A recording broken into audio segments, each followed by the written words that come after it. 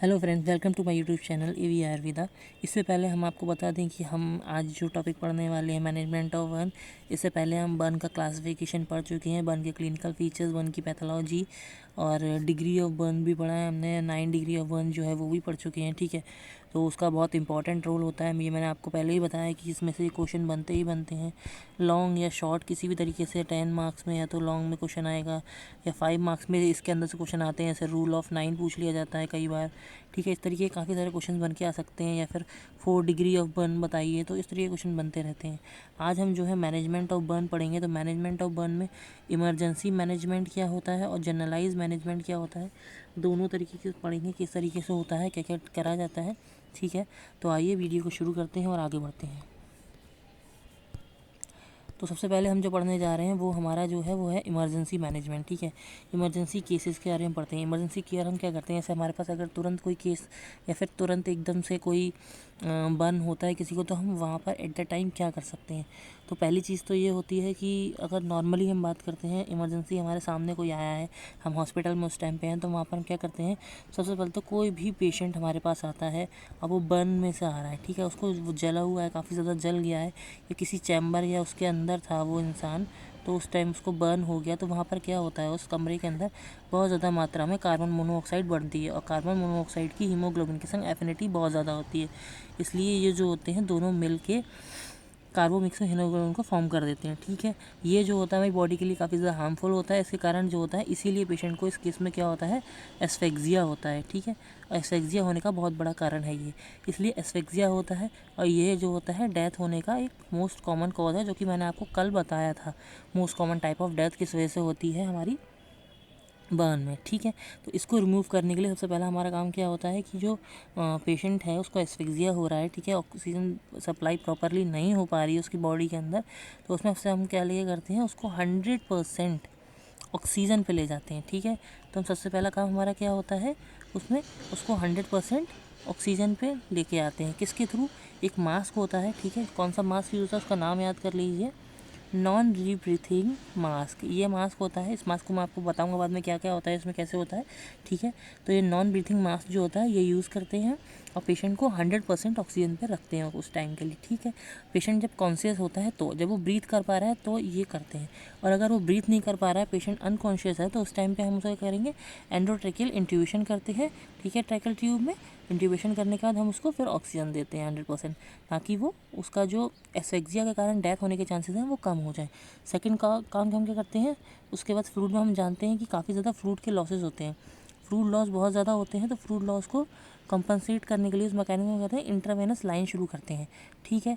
Starting में हमारे पास इतना टाइम नहीं होता है कि हम फ्लूइड कैलकुलेट कर पाएँ कि कितना देना है कितना नहीं देना है, तो इसलिए हम क्या करते हैं, जब पेशेंट हमारे पास आता है तो तुरंत ही उसको हम रिंगल लैक्टेट स्टार्ट कर देते हैं, जिसको हम आरएल बोलते हैं, रिंगल लैक्टेट स्टार्ट करते हैं। और कितना दिया जाता है, रिंगल लैक्टेट देने का जो वो होता है 1 लीटर पर आवर्स, ठीक है। एडल्ट में बोला गया है 1 लीटर का हमको 1 घंटे के पेशेंट के अंदर चढ़ानी चाहिए बर्न की, ठीक।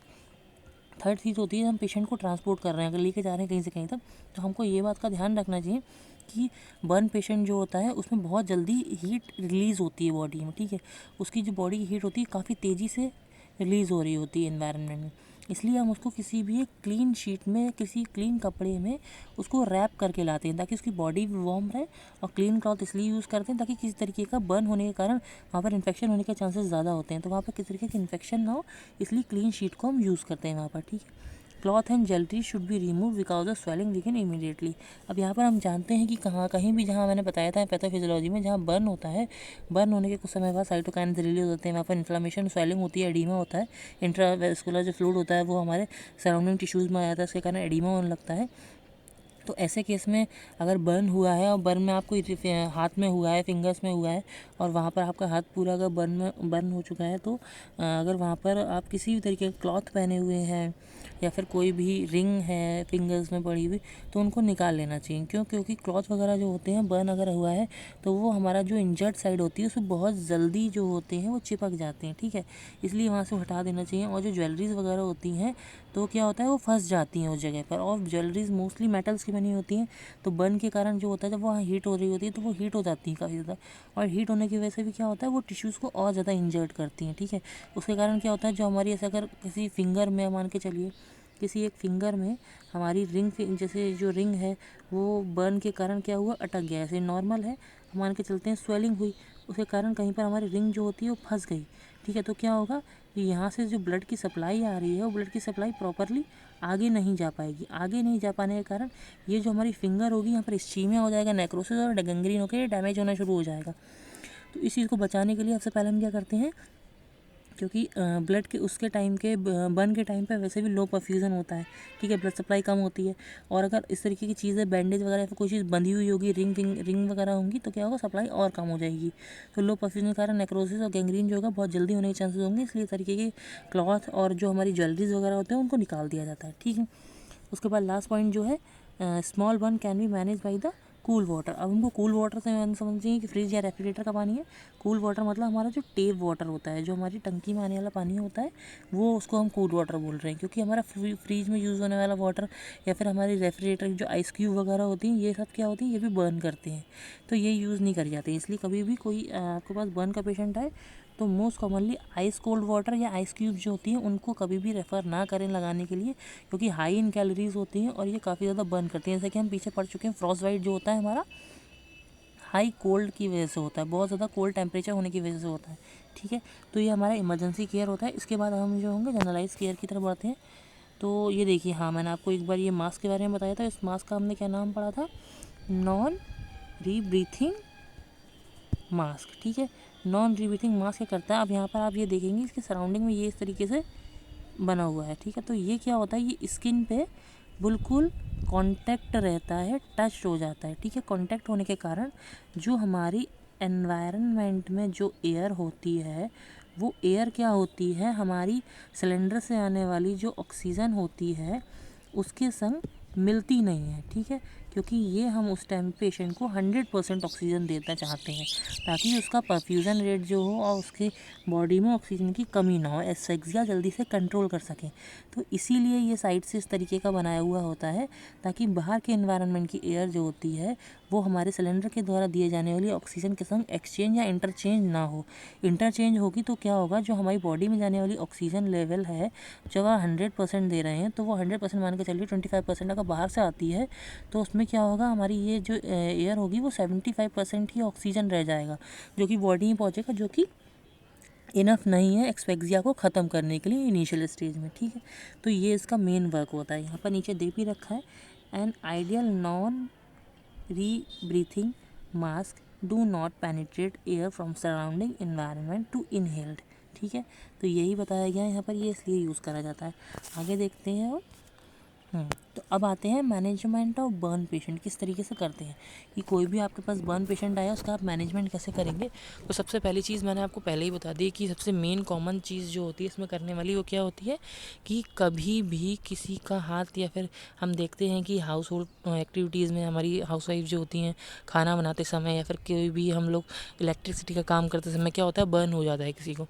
तो फर्स्ट सबसे मेन जो चीज़ होती है, अगर हीट बर्न हुआ है, थर्मो बर्न हुआ है, सबसे पहले हम कोल्ड वाटर जो होते हैं उसमें जहाँ जो भी एक्सट्रीमिटी या जो भी पार्ट हमारा जो होता है बर्न हुआ होता है उसको कोल्ड वाटर में डिप कर देते हैं। तो वो यहाँ पर कोल्ड वाटर मतलब टेप वाटर की बात करी जा रही है।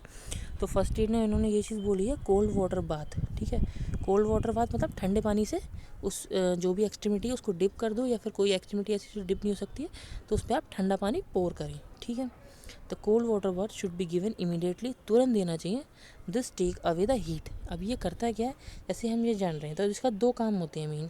फर्स्ट अगर हम बात करते हैं तो ये जो वहाँ पर हीट जो बॉडी के अंदर आई होती है उसको टेक अवे करता है, मतलब उस हीट को वहाँ से निकालता है। और सेकेंड वर्क क्या करता है, सेकेंड वर्क ये हमारे जो मास सेल्स होती हैं जिनकी वजह से वहाँ पर एडिमा, इन्फ्लामेशन और हमारे इन्फ्लामेटरी मीडिएटर सीक्रेट हो रहे होते हैं, उन मास सेल्स को ये स्टेबलाइज कर देता है, ठीक है। तो काम करता है ये कोल्ड वाटर। स्टेबलाइज करने के कारण जो होते हैं हिस्टामिन वगैरह जो होते हैं वो ज़्यादा सीक्रेट नहीं होते हैं, वहाँ पर एडिमा नहीं होता है। तो यही चीज़ हमको देखने मिल रही है। देखिए, स्टेबलाइज मास सेल, फर्स्ट चीज़ हमने देख लिया, away the heat. Second point, stabilise the mass cell, thus decrease the release of histamine and reduce oedema, ठीक। तो ये चीज़ हो गया। अब हमने ये तो प्राइमरी ट्रीटमेंट कर लिया, ये तो हम घर पे भी कर सकते हैं, ये हम जानते हैं। सेकेंडरी ट्रीटमेंट में क्या होता है, जब हम हॉस्पिटल लेके जाते हैं सबसे पहली चीज़ क्या होती है, केस हिस्ट्री ली जाती है। जब आप केस हिस्ट्री लेंगे तो पेशेंट से क्या क्या चीज़ पूछेंगे, किसी तरीके की उसको एलर्जी तो नहीं है किसी मेडिसिन से, या उसका कोई पुराना मेडिकल वो तो नहीं चल रहा है, मेडिकेशन चल रही है जैसे ब्लड प्रेशर की या हाइपरटेंशन की, क्योंकि उन केसेस में क्या होता है जैसे कि ब्लड प्रेशर की अगर मेडिसिन चल रही है तो उसमें एस्पिरिन वगैरह हमारा चलता है जो कि ब्लड थिनर्स होते हैं। तो इन सब चीज़ों के बारे में पता होना चाहिए, तो क्योंकि हम कोई ऐसा ट्रीटमेंट ना दे दें जो पहले से चल रहा हो और हम और दे दें तो हाई डोज हो जाए पेशेंट को। इस तरीके की कंडीशन को जानने के लिए हम मेडिकेशन देखते हैं। पास्ट मेडिकल हिस्ट्री, कोई पिछली मेडिकल हिस्ट्री तो नहीं रही, ये भी देखते हैं। लास्ट मील उसने क्या लिया था ये भी पता करते हैं, ठीक है, आखिरी बार क्या खाया था। और इवेंट रिगार्डिंग इंजरी, ठीक है, जिस जगह पर उसको इंजरी हुई है किस तरीके से इंजरी हुई है, इलेक्ट्रिसिटी से हुई है, थर्मल इंजरी हुई है, रेडिएशन से इंजरी हुई है, किसी केमिकल से इंजरी हुई है, और किस जगह पे इंजरी हुई है। किसी पेशेंट जो था वो हमारा किसी बंद चैम्बर में बंद था तब उसको इंजरी हुई है, या फिर वहाँ पर क्या होता है कई बार जो कुछ लोग ऐसे होते हैं कि ठंड के टाइम में जो हमारी अंगीठी वगैरह होती हैं, कोल वगैरह इसमें हम जलाते हैं, वो कमरे में रख के सो जाते हैं, जिसकी वजह से उनको इनहेलेशन इंजरी भी हो जाती है, ठीक है। वो एट लास्ट एस्फिक्सिया के कारण डेथ भी हो जाती है, लेकिन अगर पहले पता चल जाए तो वहाँ पर इनहेलेशन इंजरी देखने को मिलती है। तो इससे पता चलता है कि even at the time of injury किस तरीके की इंजरी उसको हुई है, ठीक है, जिससे हम ईजिली मैनेजमेंट कर सकें। अब आगे बढ़ते हैं। अब आती है बात हिस्ट्री हॉस्पिटलाइजेशन की, ठीक है। तो पेशेंट को हॉस्पिटलाइज़ करना ज़रूरी होता है। अगर इंजरी सीवियर है तो उसको हॉस्पिटलाइज़ करना चाहिए, अगर आप घर पे उसको मैनेज नहीं करने लायक है, ठीक है। मोर देन 30% अगर बर्न वो है टोटल बॉडी सरफेस एरिया, तो उसको हॉस्पिटलाइज़ कर ही देना चाहिए, सबसे बेस्ट रहता है, ठीक है। And admission in burn ward with air conditioner facilities, और उन हॉस्पिटल्स में लेके जाना चाहिए जो हॉस्पिटल जो हैं जहाँ पर बर्न वार्ड्स बने हुए हों, हर जगह नहीं कर सकते हैं। और बर्न वार्ड किस तरीके का होना चाहिए, एयर कंडीशनर फैसिलिटीज़ के साथ होना चाहिए। ऐसा नहीं होना चाहिए कि बर्न वार्ड इतना ज़्यादा गर्म हो रखा है कि या वहाँ पर एयर कंडीशनर सही से नहीं है, तो क्या होगा वहाँ पर पेशेंट को स्वेटिंग वगैरह होने लगी, या फिर तो उससे क्या होता है वहाँ पर बैक्टीरिया ग्रो करने के चांसेस ज़्यादा होते हैं और इन्फेक्शन होने का चांस ज़्यादा होता है बर्न के इंजरी जहाँ पर होती है वुंड में, तो उससे केस और कॉम्प्लिकेटेड हो सकता है। तो ये सब चीज़ें देखना ज़रूरी है। उसके बाद देखते हैं assessment of death of burn, ठीक है। अब हम डेप्थ के अकॉर्डिंग असेसमेंट करते हैं कि किस तरीके के बर्न में क्या क्या देखने को हमको मिलता है, ठीक है। तो पेशेंट आ रहा है तो हमको पता लगाना चाहिए कि अगर बर्न हुआ है तो फुल थिकनेस बर्न है कि पार्शियल बर्न है, ठीक। वैसे तो ये जो है फुल थिकनेस और पार्शियल थिकनेस वाला मैंने सेकंड डिग्री ऑफ बर्न में लास्ट लेक्चर में कवर किया, लेकिन यहाँ पर आपके उतना टाइम नहीं होता है कि आप अपना दिमाग लगा पाएँ। तो वहाँ पर हमने पढ़ा था सुपरफिशियल और डीप में देखा था। सुपरफिशियल में हम जब देख रहे थे सेकंड डिग्री में, तो हमको देखने मिल रहा था वहाँ पर ब्लिस्टर भी मिल रहे थे, संग संग में पेन भी हो रहा था। लेकिन वहीं जब हम सेकंड डिग्री के डीप में जा रहे थे तो वहाँ पर ब्लिस्टर्स नहीं थे और पेन भी नहीं था, लेकिन हमको जो डीप वाला था उसमें पिन प्रिकिंग सेंसेशन पेन मिल रहा था, ठीक। तो यही चीज़ यहाँ पर देखते हैं तो उससे हमें पता चलता है कि हमारी जो स्किन है या जो डेप्थ है वो किस तरीके से हुई है, खाली एपिडर्मिस में है या डर्मिस में है, फैट में है, मसल्स में, किस डेप्थ तक हुई है। तो उसके अकॉर्डिंग हम मैनेजमेंट या ट्रीटमेंट करेंगे आगे, ये जानते हैं। तो यहाँ पर देखते हैं पार्शियल थिकनेस की बात करी जाती है अगर, तो क्या हो रहा है कि एपिडर्मिस तो हमारी जो है वो कम्प्लीटली डिस्ट्रॉय हो चुकी है, लेकिन डर्मिस भी जो है वो डिस्ट्रॉय हुई है, लेकिन उसका वेरिएबल पार्ट डिस्ट्रॉय हुआ है, मतलब वो जो है कम्प्लीटली डिस्ट्रॉय नहीं हुई है, ठीक।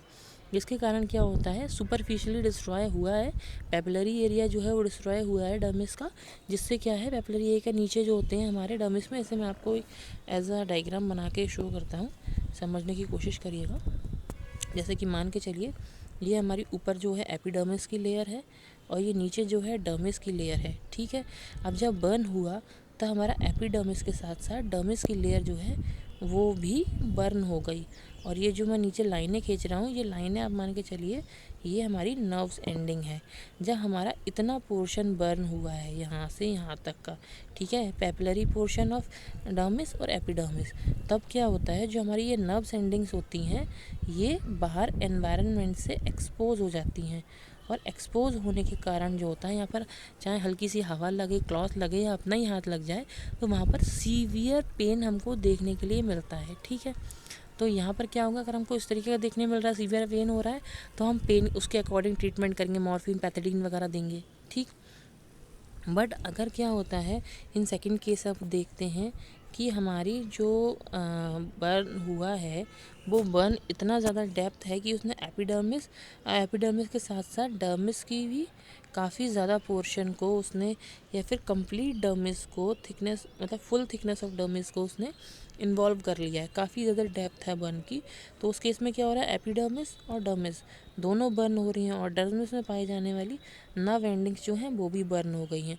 और नर्व एंडिंग्स के कारण ही पेन हो रहा था। अब जब नर्व एंडिंग्स ही ख़त्म हो जाएंगी तो वहाँ पर पेन भी देखने के लिए में नहीं मिलेगा। तो वही चीज़ में बताई कि फुल थिकनेस बर्न जो हो रहा है तो वहाँ पर क्या हो रहा है, nerves are destroy, it is less painful. ठीक है, लेस पेनफुल का मतलब यहाँ पर हमको कैसी सेंसेशन मिलेगी, पिन प्रिक सेंसेशन, मतलब जैसे सुई चुभाने, जैसे हम सुई चुभाएंगे तो उस तरीके की सेंसेशन वहाँ पर हमको देखने के लिए मिलेगी। तो ये हमारा assessment of deep depth of burn का है। आगे देखते हैं बाकी हम क्या क्या देखते हैं पेशेंट में हमारे पास। तो डेली रूटीन चेकअप जो होता है पेशेंट का होता है, वो टेम्परेचर, पल्स, रेस्पिरेशन और ब्लड प्रेशर वगैरह जो होता है वो कंटिन्यूस मॉनिटर करते रहना चाहिए। ये नॉर्मल लिमिट में रहना चाहिए। क्यों करते हैं, ये बहुत इंपॉर्टेंट पार्ट होता है बर्न के केस में, क्योंकि इसमें क्या होता है, जब बर्न होता है तो हमारी बॉडी से टेम्परेचर भी उस पेशेंट का जो होता है वो भी काफ़ी ज़्यादा गिरता जाता है। क्योंकि हमारे जो फ्लूइड्स और इलेक्ट्रोलाइट होते हैं उनका काफ़ी ज़्यादा लॉस हो रहा होता है बॉडी में से। तो बॉडी उसकी कोल्ड भी पड़ने लगती है, और साथ साथ में आप पल्स क्या होगा, आपको रैपिड पल्स मिलेगा, क्योंकि हार्ट रेट एकदम बहुत तेज़, या फिर फेल बहुत ज़्यादा लॉस हो गया होगा तो पल्स रेट बहुत हल्की हो जाएगी उस केस में। ठीक है, मतलब परफ्यूज़न जो होगा वो काफ़ी ज़्यादा लो हो जाएगा, तो पल्स रेट बहुत हल्की मिल सकती है। इसमें हमको क्या मिलेगा, हार्ट रेट बहुत ज़्यादा बड़ा मिलेगा, वहाँ पर देखेंगे ब्लड प्रेशर जो होगा बहुत ज़्यादा आपको कम देखने के लिए मिलेगा, रेस्पिरेटरी रेट बढ़ी हुई मिलेगी। ठीक है, ब्लड प्रेशर जो होगा आपको बढ़ा हुआ मिलेगा। तो ये सब चीज़ें होती हैं, तो इनका कंटिन्यूस मॉनिटर करते रहना चाहिए। ठीक, बाकी आगे देखते हैं। तो एन इंडोइंग यूरिनरी कैथेटर। अब यहाँ पर बात करते हैं यूरिनरी कैथेटर, मतलब फॉली कैथेटर की हमको क्यों ज़रूरत पड़ रही है। तो जब भी पेशेंट होता है बर्न वाला पेशेंट, उसको हम बार बार, पहली चीज़ तो हम दिमाग में ये आएगा कि अगर किसी को बर्न हुआ है, सीवियर मेजर डिग्री बर्न है, तो वो बार बार वॉशरूम जाएगा नहीं टॉयलेट करने के लिए, तो उसको यूरिन कैथेटर डालते हैं। पहली चीज़ तो ये दिमाग में आनी चाहिए। सेकेंड चीज़ क्या होती है, ये इसलिए भी डाला जाता है ताकि हमारी बॉडी से होने वाले फ्लूइड लॉसेज जो हैं, बर्न के कारण जो फ्लूइड लॉस हुए हैं, उनको हम मेंटेन कर सकें। अब वो मेंटेनेंस किस तरीके से पता चलेगी कि फ्लूइड का इनटेक हम कितना दे रहे हैं उसको इंट्रावीनियसली, और उसका यूरिन के थ्रू आउटपुट कितना हो रहा है। ठीक है, अगर इनटेक जो है हमारा वो कम है और आउटपुट ज़्यादा है यूरिन का, इसका मतलब जो है पेशेंट वहाँ से हमारा शॉक की तरफ को बढ़ रहा है, तो उसके अकॉर्डिंग ट्रीटमेंट करते हैं। और अगर हमारा इनटेक ज़्यादा हो रहा है और आउटपुट नॉर्मल आ रहा है या ठीक आ रहा है, तो उस केस में भी क्या होता है, बर्न में अगर इनटेक ज़्यादा हो जाता है तो एक समय के बाद पेशेंट को पल्मोनरी प्रॉब्लम होना चालू हो जाती है। इसलिए इनटेक और आउटपुट, इन दोनों चीज़ों को मॉनिटर कंटिन्यूस करने के लिए हम यूरिनरी कैथेटर का यूज़ करते हैं। ठीक, थर्ड पॉइंट पे आते हैं, राइल्स ट्यूब। तो राइल्स ट्यूब वाई, ठीक है, ये राइल्स ट्यूब का हम क्यों यूज़ करें बर्न के केसेस में। कुछ लोग बोलते हैं कि बर्न में राइल्स ट्यूब का क्या यूज़ है। तो बर्न में राइल्स ट्यूब का इसलिए यूज़ करते हैं, मैंने आपको पैथोफिजियोलॉजी में बताया था, जहाँ लो परफ्यूज़न हो रहा था। ठीक है, एक सेकंड रुकिए, मैं एक फ्लो डायग्राम यहीं पे बना ले रहा हूँ ताकि ईजी रहे समझने को। तो मान के चलिए बर्न हुआ, अब बर्न के कारण क्या हो रहा है, वहाँ पर लो परफ्यूज़न हो रहा है। ठीक है, अब यही लो परफ्यूज़न जब हमारे स्टमक और इंटेस्टाइन में होता है, तब मैंने आपको बोला था कि इंटेस्टाइन में मैंने क्या बोला था, इंटेस्टाइनल इलियस और अल्सर्स फॉर्म होते हैं। ठीक है, ये अल्सर्स फॉर्म होते हैं। अब जब अल्सर्स फॉर्म होते हैं तो वहाँ से क्या होता है, ब्लीडिंग होने के चांसेस बहुत ज़्यादा होते हैं इंटरनली। तो उस ब्लीडिंग को रोकने के लिए हम क्या करते हैं, वहाँ पर सबसे पहली चीज़ जो होती है, राइस ट्यूब के थ्रू हम वहाँ पर उन अल्सर्स में कोल्ड वाटर या कोल्ड स्टमक वॉश करते हैं। ठंडे पानी से क्या होता है, वहाँ के जो भी आपकी वेसल्स होती हैं वो कॉन्स्ट्रिक्ट हो जाती हैं और ब्लीडिंग होने के चांसेस कम हो जाते हैं। उसके साथ साथ हम उसको मेडिसिन चलते हैं, तो मेडिसिन में हमारे क्या चलता है, एंटासिड्स और H2 रिसेप्टर ब्लॉकेज। कौन कौन से H2 रिसेप्टर ब्लॉकेज हमारे, जैसे कि हमारा रैनिटिडिन है। ठीक है, तो 150 mg ट्वाइस अ डे, दिन में 2 बार रैनिटिडिन 150 mg के हिसाब से देते हैं। ठीक है, तो ये जो होते हैं अल्सर्स को ब्लीडिंग या कॉम्प्लिकेटेड केस को कॉम्प्लिकेटेड होने से रोकते हैं। ठीक है, तो यहाँ तक ये समझ में आया होगा आपको। हाँ, तो ये यहाँ तक हम इसका जो है राइस ट्यूब के बारे में पढ़ चुके हैं। अब इसके बाद जो नेक्स्ट चीज़ आएगी वो बहुत ज़्यादा इंपॉर्टेंट है इसमें, कि हम क्या पढ़ेंगे, उसका फ्लूइड मैनेजमेंट, ठीक है। अब फ्लूइड मैनेजमेंट किस तरीके से करते हैं, क्या क्या फॉर्मूलाज होते हैं उनसे मैनेजमेंट होता है वो, ठीक है। तो यहाँ पर क्या है, replacement of fluid volume is done using any one of the following formula. यहाँ पर मैं 2 फार्मूलाज बता रहा हूँ। फर्स्ट फार्मूला कौन सा है, मूर एंड बार्कले फार्मूला, या सेकंड फार्मूला हम जो पढ़ेंगे वो पार्कले फार्मूला पढ़ेंगे, ठीक। तो यहाँ पर हम देखते हैं फार्मूलाज में होता क्या है। तो 1 रेशन का मीनिंग होता है percentage of 1 multiply by the weight in KG and divided by 2, ठीक है। तो इस तरीके से निकालते हैं। परसेंटेज ऑफ 1 मतलब हमारा टोटल बॉडी सरफेस एरिया जो बर्न हुआ है, जिसको कि हमने रूल ऑफ 9 में पढ़ा था। जैसे कि आप मान के चलिए किसी का चेस्ट और एब्डोमेन दोनों कम्प्लीटली बर्न हुए हैं फ्रंट से, ठीक है।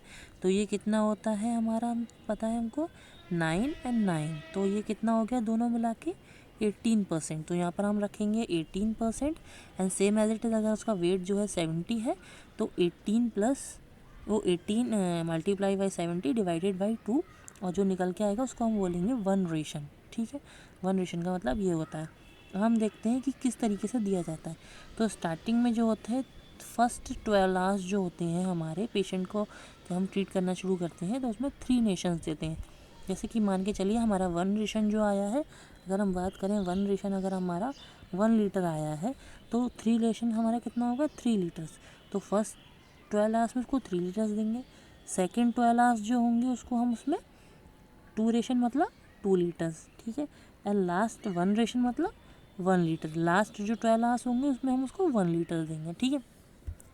12 मतलब ऐसे समझ के चलिए, first 12 hours, second 12 hours and third 12 hours, ठीक है।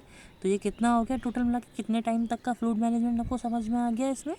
12 + 12 24 प्लस, तो 32 आवर्स तक किस तरीके से फ्लूइड मैनेजमेंट करना है वो ये इससे समझ में आता है। अब इधर इसका एक एग्जांपल दे रखा है, तो ये आप देखिए कि अगर 50% बर्न हुआ है पेशेंट को, उसका वेट 70% है, तो 50 मल्टीप्लाई बाई 7 डिवाइडेड बाई 2, तो आंसर इसका कितना आएगा, यहाँ पर आएगा 1 ration is equals to 1750 ml, ठीक है, ये आएगा। तो हम जानते हैं कि फर्स्ट 12 आवर्स में हम कितना देते हैं 3 रेशन देते हैं, ठीक है। तो हमारा 1750 का 3 रेशन कितना होगा 3 टाइम्स 5250, ठीक है। सेकेंड 12 आवर्स में हम कितना देते हैं 2 रेशंस देते हैं। तो सेकेंड 12 आवर्स में जो हम देखेंगे वो कितना होगा 1750 का 2%, तो हमारा मतलब 2 टाइम्स कितना हो जाएगा 357, वो 3500। उसी तरीके से थर्ड में हम कितना दे रहे थे 1 रेशन, तो 1 रेशन हमारा कितना आया था 1750 ml फ्लूइड। तो ये इस तरीके से दिया जाता है। 12 आवर्स के अनुसार हम कितना कितना चेंज करते हैं। फर्स्ट 12 आवर्स में हम कितना देंगे, फिर सेकंड 12 आवर्स में हम कितना देंगे, फिर थर्ड 12 आवर्स में कितना देंगे, तो उसके अकॉर्डिंग ये फ्लूइड होता है, ठीक है। इस तरीके से कैलकुलेट करते हैं। आगे देखते हैं पार्कले फार्मूला, सेकंड फार्मूला किस तरीके से हमारा वर्क करता है। अच्छा, इसमें कुछ चीज़ें और हैं तो यहाँ पर देख लेते हैं, ये इंपॉर्टेंट है पढ़ने के लिए। The best solution for replacement is plasma. वैसे तो हम मानते हैं कि प्लाज्मा सबसे बेस्ट होता है। अगर आपके पास फ्लूइड नहीं है तो सबसे बेस्ट चीज़ है आप प्लाज्मा रिप्लेसमेंट करें, ठीक है।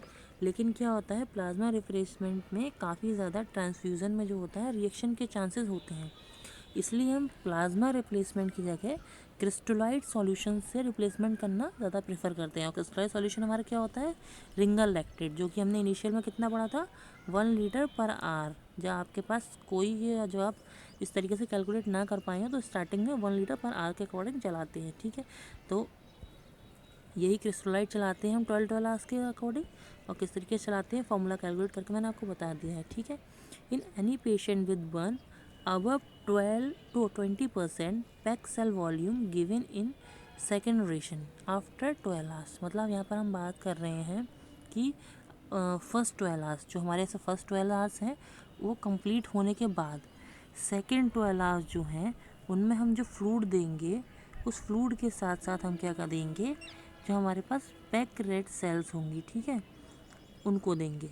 अगर पेशेंट 20% या 20% से ज़्यादा बर्न हुआ है उस केस में सेकेंड 12 आवर्स में फ्लूइड के संग पैक्ड रेड सेल्स जो होती हैं वो भी दी जाती हैं, ठीक। अब आते हैं थर्ड में। तो after 36 hour depending upon the urinary output and depending on the requirement of body about 2 to 3 liter of fluid given per day, ठीक है। तो आफ्टर 36 आवर, अब हम यहाँ तक कितने टाइम का पढ़ चुके थे, 12 + 12 + 12, तो हमारा कितना हो गया, ये हमने 3 बार 12 का देख लिया, तो 3 टाइम ऑफ 12 हम देख चुके हैं, तो ये हो गया 36 आवर का, तो हमने कैलकुलेट कर ही लिया है 36 आवर में कितना देना है, ठीक है। लेकिन आफ्टर 36 आवर हमें फ्लूइड कैसे देना है, तो आफ्टर 36 आवर जो होते हैं, हम उसका सबसे पहले यूरिन आउटपुट चेक करते हैं कि कितना है। यूरिन आउटपुट अगर बहुत ज़्यादा हो रहा है तो उसके अकॉर्डिंग फ्लूइड दिया जाता है। अगर यूरिन आउटपुट चेक करते हैं नॉर्मल या ठीक आ रहा है या थोड़ा बहुत कम आ रहा है, तो हम क्या करते हैं 36 आवर के बाद उसको 2 से 3 लीटर फ्लूइड देते हैं पूरे 24 घंटे के अंदर, ठीक है। तो ये यहाँ पर होता है। अब सेकेंड फार्मूला, पार्कलेट फार्मूला की तरफ बढ़ते हैं आगे। तो देखिए यहाँ पर पार्कलैंड फार्मूला हमारा किस तरीके का होता है, तो पार्कलैंड फार्मूला में बताया गया है 4 ml multiply by total body surface area, जो एरिया बर्न हुआ है, multiply by burn in KG, मतलब वेट इन केजी। तो ऐसे मान के चलिए, ये एक एग्जांपल है, इफ़ एंटीरियर आर्म बर्न, ठीक है। अगर किसी पेशेंट की राइट एंटीरियर आर्म बर्न हुई है, तो राइट एंटीरियर आर्म का कितना होता है 4.5%, एंड एंटीरियर ट्रंक इंजर्ड, और उसकी एंटीरियर ट्रंक जो है वो भी इंजर्ड हुई है। तो एंटीरियर ट्रंक में हमने क्या देखा था, चेस्ट और एब्डोमेन वो था 9%, तो कितना हुआ 18%। तो इन दोनों को कैलकुलेट करेंगे तो कितना है 12.5%। तो अगर इसको सॉल्व करते हैं आगे, तो हम कैसे होगा, देखिए 4 ml यहाँ से हम लेते हैं, फॉर्मूला में प्लेस करेंगे। वेट हमने देखा 80 है, तो उसके बाद हमने जो टोटल बॉडी सरफेस एरिया जो बर्न हुआ था वो हमारा कितना आया 22.5। Same as it is weight उठा के हमने यहाँ देख लिया कि वेट कितना है पेशेंट का 80%, और कितना निकल के आया हमारे पास 75200, वो 7200, मतलब 7 लीटर और 200 ml, इतना फ्लूइड हमको पेशेंट को देना है। ये क्या हुआ, ये दे जाता है, ठीक। अब ये हमने देख लिया कि हमको पूरा कब तक चढ़ाना है, ये पूरा 24 आवर्स में चढ़ाना होता है फ्लूइड, ठीक है। उस फ्लूइड को पूरा 24 आवर्स में हमको चढ़ाना होता है। कितना फ्लूइड चढ़ाना होता है 7 लीटर 200 ml फर्स्ट 24 आवर्स में चढ़ाना होगा। लेकिन हम किस तरीके से चढ़ाएंगे, सबसे पहले इस फ्लूइड को हम डिवाइड कर लेते हैं, ठीक है। तो यहाँ पर हमने देखिए क्या करा है, इसको ये जो होता है इसको डिवाइडेड बाई 2 कर लेते हैं। डिवाइडेड बाई 2 कर लेंगे तो कितना हो जाएगा हमारा 3200 आ जाएगा, 3200 आ जाएगा। तो हम इसको कैसे चढ़ाएंगे, फर्स्ट 8 आवर 24 आवर में से फर्स्ट 8 आवर जो शुरू के 8 घंटे होंगे, उसमें हम उसको 3200 ml फ्लूइड देंगे। और उसके बाद कितने घंटे बचे, 24 घंटे में से 16 घंटे बचे, क्योंकि 8 घंटे हमने चढ़ा दिया। फिर 16 घंटे जो बचे, उस 16 घंटे में हम बचा हुआ 3200 ml फ्लूइड चढ़ाते हैं। तो यह पार्कलैंड के अकॉर्डिंग फॉर्मूला है, ठीक है। अब आगे चलते हैं, और अब हम आते हैं, बाकी हमने फ्लूइड मैनेजमेंट देख लिया। अब इन्फेक्शन होने के चांसेस जो होते हैं, तो उसमें ब्रॉड स्पेक्ट्रम एंटीबायोटिक्स चलती हैं, जो कि हमारे ग्राम पॉजिटिव, ग्राम नेगेटिव और एरोबिक ऑर्गेनिज्म जो होते हैं उनके खिलाफ चलती हैं। तो उनमें हम ये किस लिए चलाते हैं, ताकि पेशेंट जो है किसी तरीके के सेप्टिक शॉक में ना जाए। अगर इन्फेक्शन हुआ है तो उसके लिए हम एंटीबायोटिक्स चलाएँगे, तो पेशेंट हमारा किससे बचे, जो हमारे सेप्टिक शॉक हो सकता है उससे बच जाए। तो उसके लिए हम हाइयर एंटीबायोटिक्स चलाते हैं। ऐसे एग्जाम्पल हमने क्या दिया है, सिफेलोस्पोरिन, ठीक। बाकी पेन का मैंने आपको बताया था, अगर डीप बर्न हुआ तो पेन नहीं हो रहा है, लेकिन अगर सुपरफिशियली बर्न हुआ है तो पेन होगा। तो उसको कंट्रोल करने के लिए हम क्या चलाते हैं, मॉर्फिन और पैथेडीन देते हैं इंजेक्शन के रूप में। मॉर्फिन की हमने वैल्यू कितनी दे रखी है, IM देंगे 10 to 12 mg, और पैथेडीन कितना देते हैं 60 to 75 mg IM, ठीक है, जिससे कि पेन में रिलीफ मिले। ये इसका मेडिकेशन हो गया। आगे चलते हैं, और अब आते हैं ट्रीटमेंट ऑफ बर्न वुंड, ठीक है। अगर वुंड हो गया है, वहाँ पर ज़ख़म बन चुका है, तो उसको किस तरीके से ट्रीट करा जाएगा, तो उसके बारे में यहाँ बात करते हैं। सबसे पहले तो क्या करते हैं, कोई भी जगह पे वुंड अगर लेके आता है, तो फर्स्ट मैनेजमेंट ऑफ ट्रीटमेंट हमारा क्या होता है, उसको एंटीसेप्टिक एजेंट, जैसे कि हमारा सेवलॉन या प्रोवायोडीन, जो हमारा बीटाडीन आता है, उससे हम उसको क्लीन करते हैं उस एरिया को, ताकि वहाँ पर जो भी नेक्रोटिक टिश्यूज़ हैं वो हट जाएँ, जो भी बैक्टीरिया वायरस है वो हट जाए, या धूल वगैरह जो भी लगी है, डस्ट वगैरह जो लगी है वो वहाँ से हट जाए, ठीक है। फर्स्ट चीज़ तो ये होता है। सेकंड काम क्या करते हैं, हम ड्रेसिंग का काम करते हैं। अब ड्रेसिंग मेथड जो है हमारे 2 तरीके के हैं, तो एक ओपन मेथड, एक क्लोज मेथड, ठीक है। ओपन मेथड में ये कर रहे हैं, इसको कवर नहीं कर रहे हैं किसी चीज़ से। अब ओपन मेथड हम कब करते हैं, तो सबसे पहले ये देखते हैं, जब हमारे पास एक प्रॉपर जगह होती है रहने के लिए, एक वार्ड होता है जो कि फ्यूमिगेटेड होता है, ठीक है। मतलब फ्यूमिगेटेड मतलब एंटी बैक्टीरियल या एंटी माइक्रोबियल है। मतलब वहाँ पर किसी तरीके से भी कोई भी माइक्रो ऑर्गेनिज्म ऐसा नहीं है जो कि वहाँ पर इन्फेक्शन करके उसको कोई प्रॉब्लम कर सके। फ्यूमिगेटेड मतलब प्रॉपरली एंड बिल्कुल ही clean from germs and dust and all things. इन सब चीज़ों से क्लियर होता है। फ्यूमिगेटेड वार्ड होता है तो उसमें हम किस तरीके का ऊपर से उसको वुंड कवर नहीं करते हैं, क्योंकि ओपन एनवायरनमेंट में रखते हैं और उसके ऊपर से क्या लगा देते हैं, सिल्वर सल्फाडाइजीन जो क्रीम आती है वो अप्लाई कर देते हैं ओपन वुंड पे। हम ओपन ड्रेसिंग में वुंड के ऊपर और वुंड को ओपन छोड़ देते हैं, ठीक है, क्योंकि वहाँ पर कोई एटमॉस्फेयर में बैक्टीरिया वायरस वगैरह तो नहीं होते हैं फ्यूमिगेटेड वार्ड में, तो इन्फेक्शन होने के चांसेस कम रहते हैं, इसलिए इसको ओपन छोड़ते हैं क्रीम लगाने के बाद। क्लोज मेथड क्यों करते हैं? क्लोज मेथड हम तब करते हैं जब हमारे पास पर्टिकुलर कोई ऐसी जगह नहीं है रहने के लिए, या वार्ड जो है हॉस्पिटल के अंदर वो फ्यूमिगेटेड नहीं है, हॉस्पिटल काफ़ी गंदा रहता है, इस तरीके का अगर जगह है तो वहाँ पर क्लोज वुंड करते हैं। क्लोज वुंड में हम क्या करते हैं, एप्लीकेशन करने के लिए देखिए 3 चीज़ बताई हैं। सिल्वर सल्फाडाइजीन होती है, ठीक है। सेकंड चीज़ जो है 1% सिल्वर नाइट्रेट और मैफिनेट, ये जो होती है ये हमारी जो है एंटी बैक्टीरियल है, वहाँ पर बैक्टीरिया को आने से वो करते हैं, ठीक है, और इन्फेक्शन हुआ तो उसको रोकने की कोशिश करते हैं, हील करने की कोशिश करते हैं, और जो भी हमारे वहाँ पर जो पार्ट्स ऐसे हैं जो कि डिस्ट्रॉय एंड नेक्रोटिक हो चुके हैं तो उनको हटा भी देते हैं। वैसे तो वो एंटीसेप्टिक एजेंट जब हम यूज़ करते हैं स्टार्टिंग में तभी हट जाते हैं। उसके बाद इनको अप्लाई करने का हम क्या करते हैं, कॉटन रोल होता है उसको अप्लाई कर देते हैं उस एरिया पे और बैंडेजिंग कर देते हैं। इसको हम क्लोज मेथड बोलते हैं, ठीक है। क्लोज मेथड का एग्जाम्पल क्या होता है, पहली चीज़ तो लेस पेन होगा। अब आप खुद ध्यान रखिए कि अगर कोई ओपन है, वो ओपन मेथड से हमने करा है तो वहाँ पर अगर कोई भी चीज़ गिर भी सकती है, आपका हाथ भी लग सकता है तो पेन होगा। और जब कोई चीज़ क्लोज है तो वहाँ पर पेन नहीं होगा। ओपन में इन्फेक्शन के चांसेस ज़्यादा होंगे, क्लोज में इन्फेक्शन के चांसेस बहुत कम होंगे। सगिंग के अंदर बेटर मेडिकेशन, और वहाँ पर मेडिकेशन वगैरह भी अच्छी तरीके से लगेगा और प्रॉपरली वहाँ से क्योर होगा। तो क्लोज मेथड बेस्ट होता है वैसे तो यहाँ पर ओपन क्लोज मेथड दोनों चीज़ हम देख चुके हैं। बाकी आगे आते हैं वुंड मैनेजमेंट के, तो ये यहाँ पर बता दिया देखिए सल्फाडाइजीन, ठीक है, सिल्वर सल्फाडाइजीन आ गई। या आपका क्या है, मैफिनाइड एसिटेट जो कि ट्रॉपिकल सॉल्यूशन आप लगाते हैं ऊपर से, सिल्वर नाइट्रेट जो कि हम यूज़ करते हैं, कॉटन मैंजर जो यूज़ करते हैं, वो सब आ गए, ठीक। आगे चलते हैं। अब आते हैं मेडिकेशंस की बात कर ली, ड्रेसिंग की बात कर ली, ठीक।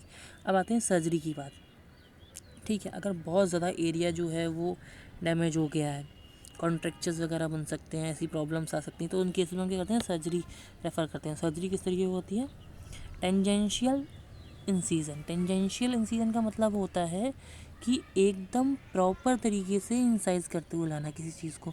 जैसे कि आप यहाँ पर देखिए कि ये जो बर्न हुआ है तो ये जो उसकी लाइनिंग्स हैं ये एकदम प्रॉपर होने चाहिए। जो वुंड है उसका इंसीजन कर रहे हैं ना, हम एक्सीजन कर रहे हैं, वहाँ की जो भी टिश्यूज़ हैं, जो आसपास वाले टिश्यूज़ हैं जो कि डीवेटलाइज हो गए हैं, मतलब वहाँ पर प्रॉपर सप्लाई वगैरह नहीं रही है, लो परफ्यूजन कारण डैमेज हो गए हैं, नेक्रोटिक हो गए हैं, तो उनको हटाने के लिए एक्सीजन करते हैं।